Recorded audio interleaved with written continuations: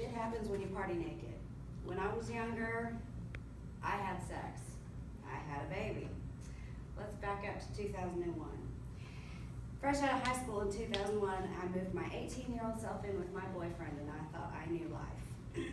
My parents disagreed. It was so much fun. We totally lived a party life. The apartment was decorated with black lights, beaded curtains, Pink Floyd posters. Our living room furniture was lawn chairs and bean bags. It was the time of my life. We ate macaroni and cheese, ramen noodles, tuna fish, and saltines every day. That's what we lived on. It was an absolute blast. When we were the only ones in our group of friends that had our own place, so our apartment instantly became the party house for everybody.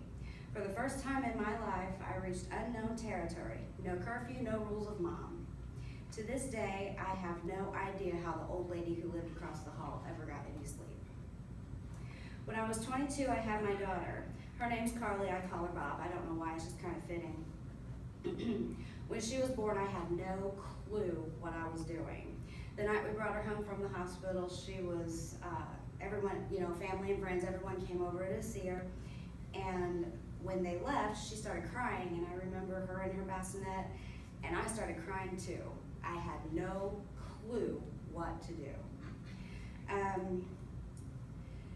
At some point, I looked at her, and I thought to myself, oh my God, what have I done with my life? He and I broke up when she was 2 months old. It only took 5 years and a baby to figure that dude out.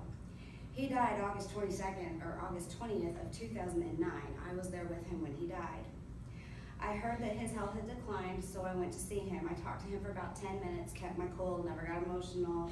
I watched his labored breaths. I said, see you later, went outside, lit a cigarette, and within seconds of lighting that cigarette, my friend who went with me for moral support ran to the door screaming hysterically, Ashley, he's dead. I remember I walked inside the house and I saw everyone in the house was crying and screaming and hugging and all that crap. I kept my mouth shut, kept my emotions to myself, walked over to his lifeless body. I kissed his forehead and I said, I hope you're happy. I walked out of the house.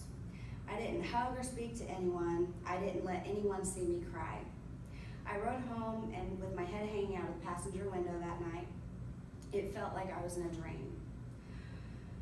He was buried on August 24th, 2009, which was his daughter, my daughter's 4th birthday. So I went to his funeral, and then I went home and had birthday cake.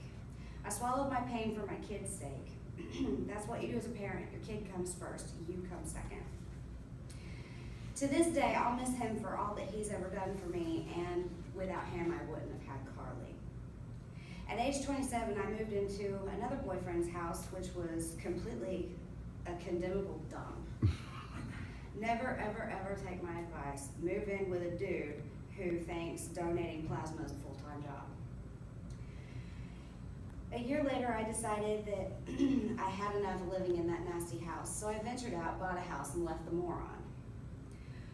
Working a dead-end, low-paid job for 5 years at the ripe age of 30, I talked to my stepfather, who is my absolute hero, about life.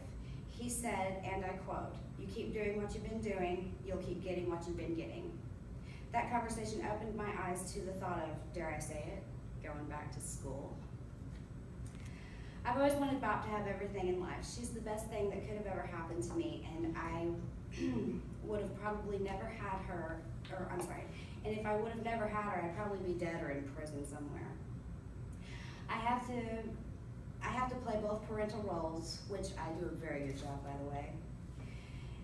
My favorite Carly story ever is when she had just finished potty training, and we were in the car 15 minutes away from home, and she said she had to pee. I asked her if she could hold it, and she said yes.